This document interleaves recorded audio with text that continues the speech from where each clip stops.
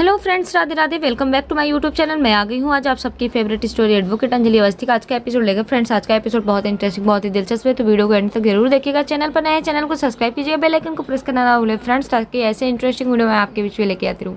तो फ्रेंड्स, आज के एपिसोड में आपने देखने वाले हैं कि काव्या से जो उसका भाई होता है युवराज, वो बोलता है कि किसी भी तरीके से हमें आरती अवस्थी को इस शादी में लेकर के आना, वरना शादी का सारा जोश कम पड़ जाएगा, इस तरीके से वो बोलता है।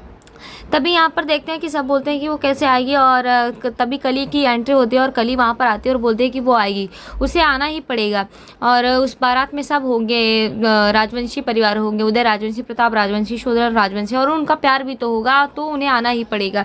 तो यहाँ पर वो बोलते हैं कि काव्या जो होती है वो बोलती है कि तुम कैसे लेकर के आओगे, तुम्हें कैसे पता कि वो आ जाएगी, और तुम्हें क्या पता है। तभी देखते हैं कि कली जो होती है वो बोलती है कि वो आएगी, और अगर नहीं आई तो हमें साम दाम दंड भेद सब कुछ करके उसे यहाँ लाना होगा, इस तरीके से कली बोलती है। और तभी देखते हैं कि कली बोलती है दिमाग चले दिमाग, और वो युवराज ठाकुर को बोलती है, और यहाँ पर बोलती है कि मेरे पास पैसे भले नहीं है, लेकिन दिमाग मेरे पास बहुत है और दिमाग चलाना मुझे आता है।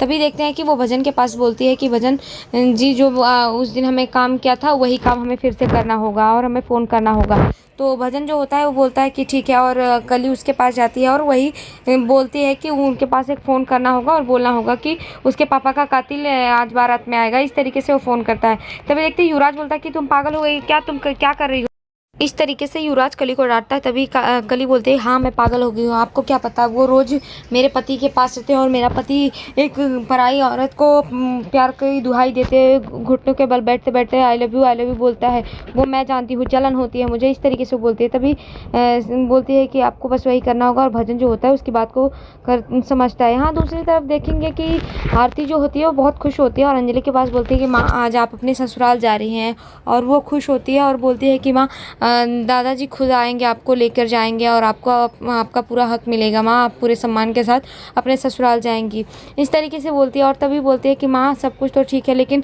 बताओ मैं वेद जी का क्या करूँ माँ, वो हर समय दुहाई देते रहते हैं अपने प्यार की और बोलते रहते हैं कि मैं तुमसे प्यार करता हूँ, मैं क्या करूँ माँ, मुझे कुछ समझ नहीं आ रहा है, इस तरीके से आरती रोने लगती है। तभी पद्मा वहाँ पर आती है और पद्मा बोलती है कि तो तू प्यार नहीं करती क्या वेद से, इस तरीके से वो आती है और बोलती है। लेकिन यहाँ पर आरती देखते हैं कुछ बोलती नहीं है, तो वो आरती जो होती है वो कुछ नहीं बोलती, तो पद्मा जो होती है उसे कसम खाने के लिए बोलती है कि बोल तू प्यार नहीं करती तू वेद बाबू से, तो वो मना करती है। तभी बोलती है कि तू अपनी माँ के सर पे कसम रख करके बोल कि तू प्यार नहीं करती। और तभी देखते हैं कि आरती जो होती है वो झूठ नहीं बोल पाती और बोलती है हाँ मैं करती हूँ प्यार, इस तरीके से वो एक्सेप्ट करती है। और पद्मा जो होती है वो खुश हो जाती है और बोलती है कि आरती कभी कभी दूसरों के लिए नहीं अपनी खुशियों के लिए होता है, और तू अपने खुशियों के लिए जीना सीख, आज दूसरों के लड़ते लड़ते वकील दीदी की ये हालत हुई है। तो इस तरीके से वो यहाँ पर समझाती है आरती को और बोलती है कि तुझे अपने आप से सीखना। और वो कली क्या है, कली तो चली जाएगी वेद बाबू को छोड़ करके, यहाँ पर वो समझाती है। तभी देखते हैं कि इसी बीच में भजन जो होता है वो आरती के पास फिर से कॉल करता है, और वो कॉल करके यहाँ पर बोलता है कि हेलो। तभी वो बोलती है कि हाँ कौन बोल रहे हैं आप, तो वो बोलता है बस ये समझ लिए आपका शुभचिंतक बोल रहा हूँ। और फिर से वो वही बात बोलता है कि आप उस दिन आई थी अपने पापा के कातिल को ढूंढने के लिए, तो आप भाग क्यों गई थी अपने आशिक को देखकर। तभी बोलती है कौन सा आशिक, कौन रहे आप। तभी वो बोलता है कि और वो नाम लेने वाला ही होता है वेद का। तभी बोलता है खैर छोड़िए, ये बताइए कि आज आएंगी ना आप, आज आपके पापा का कातिल जो है वो भी आएगा युवराज की बारात में, तो आपको आना होगा, क्योंकि आप आएंगे तभी आप देख पाएंगे। तो यहाँ पर आरती बोलती है कि मैं लेकिन पहचानूंगी कैसे। तभी भजन बोलता है कि वो सब आप मुझ पर छोड़ दीजिए, आप उसकी टेंशन मत लीजिए, बस आप ये सोच लीजिए कि आपको आना है। तो यहाँ पर आरती जो होती है वो बोलती है कि ठीक है। तभी देखते कि भजन फिर से बोलता है कि आप उस दिन की तरह भाग तो नहीं जाएंगी ना, तो वो बोलती है कि नहीं मैं कहीं नहीं भागूंगी, इस तरीके से बोलती है। और आरती बोलती है कि हाँ मैं आ रही हूँ। और यहाँ पर भजन बात कर लेता है और कली से बोलता है कि समझ लो कि काम हो गया है। अभी कली पूछती है कि क्या हुआ, क्या कहा उसने। तभी यहाँ पर देखते हैं कि जो भजन होता है वो बोलता है कि वो आएगी, उसने बोला है। और तभी वो प्लान बनाता है कि एक गाड़ी में राजवंशी परिवार होगा और एक गाड़ी में युवराज ठाकुर और उनका परिवार होगा, काव्या ठाकुर, और एक गाड़ी में होगा आरती होगी। तभी तभी यहाँ पर देखते हैं कि कली जो होती है वो बोलते हैं कि हाँ आरती के साथ वेद बाबू होंगे। तभी वो बोलते हैं कि वेद क्यों?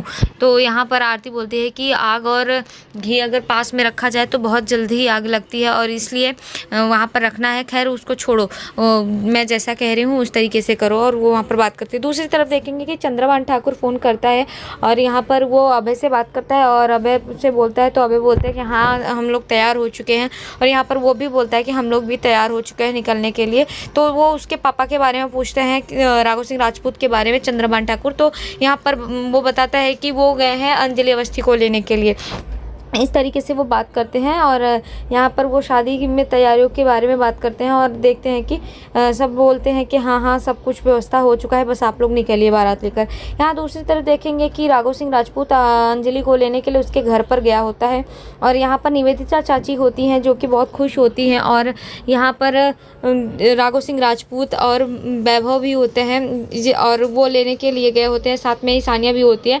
तो सब लोग बहुत खुश होते हैं। लेकिन यहाँ पर देखते हैं कि गणेश अवस्थी को विश्वास नहीं हो रहा होता है। तभी वो बोलते हैं कि ठीक है आप उनको लेकर के तो जा रहे हैं। तो यहाँ पर राघव सिंह राजपूत बोलते हैं कि हाँ वादे के मुताबिक मैंने प्रॉमिस किया था कि मैं लेने आऊँगा बहू को, तो बहू को लेने आया हूँ, आप इसको बस विदा कर दीजिए। तभी देखते हैं निवेदिता चाची बोलती कि हाँ हाँ बस विदा कर दीजिए। और वैसे पे भी वहाँ सब कुछ व्यवस्था हो चुकी है, सारा कुछ सजावट हुआ है और खास करके अंजलि का कमरा सजाया गया है। और वहाँ पर मैंने अमन की फ़ोटो भी रखी है ताकि उसे देख करके यहाँ अंजलि को शायद कुछ याद आ जाए इस तरीके से। और बस आप आज्ञा दे दीजिए। और पूरा परिवार वर्षों बाद एक हो रहा है, ठाकुर परिवार, राजवंशी परिवार और यहाँ पर अवस्थी परिवार, सबके बारे में बताते हैं और वो बहुत खुश होते हैं। यहाँ पर देखते हैं कि राघव सिंह राजपूत तो वादे के मुताबिक अंजलि को लेने के लिए जाता है। तभी पद्मा बोलती है कि हाँ हाँ वकील दीदी जाएंगे और वो जाती है और वहाँ पर बोलती है कि वकील दीदी आप अपने ससुराल जा रही हैं। तो गणेश अवस्थी की आंखें नम हो जाती हैं और बोलते हैं कि ठीक है आप लेकर जाइए, लेकिन इसका पूरा ख्याल रखिएगा क्योंकि ये अपना ख्याल नहीं रख पाते और इनका ख्याल आरती रखती है, तो इनका ख्याल रखिएगा इस तरीके से। तभी बोलते हैं हाँ ठीक है। तभी यहाँ निवेदिता चाची बोलती है कि हाँ हाँ क्यों नहीं, वैसे पे भी आरती भी तो वहाँ पर जा रही है। तो आरती के बारे में पूछते तो पद्मा बोलती है कि वो बारातियों के साथ निकल गई।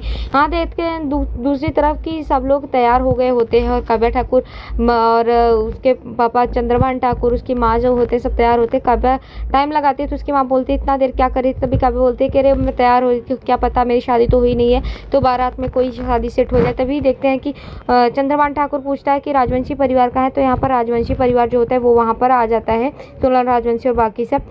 तभी देखते हैं कि यहाँ पर युवराज जो होता है उसका इंतज़ार करते हैं और युवराज जो होता है वो मना कर रहा होता है। तो यहाँ पर देखते हैं कि जो भजन होता है वो बात करता है कली से। तो कली से बताता है कि वो तैयार नहीं हो रहा, नौटंकी कर रहा है काफ़ी चीज़ों के लिए। तो यहाँ पर कली उसको बोलती है कि मैं जैसा बोल रही हूँ बस उतना कीजिए युवराज जी, ज़्यादा दिमाग मत चलाइए। और एक गाड़ी में वहाँ पर वेद जी के साथ आरती होगी और इस तरीके से हमारा काम होगा। और वो बोलती है कि वो मेरे पति के पीछे पड़ी है लेकिन मैं उनके जान के पीछे पड़ी हूँ और इसी में उसके जान का हमला होगा, इस तरीके से वो बताती है। यहाँ पर देखते हैं कि दूसरी तरफ वो बात को मान जाता है, जो युवराज होता है कली की बात से वो सहमत हो जाता है। यहाँ पर देखते हैं कि चंद्रभान ठाकुर जो होता है और सब बाकी शादियों के लिए निकल जाते हैं। यहाँ दूसरी तरफ देखेंगे कि जो राघव सिंह राजपूत होता है वो अंजलि को लेकर के जाता है और अंजलि बहुत ही अच्छे से तैयार हुई होती है, उसको तैयार करती है पद्मा और वो लोग लेकर के जाते हैं।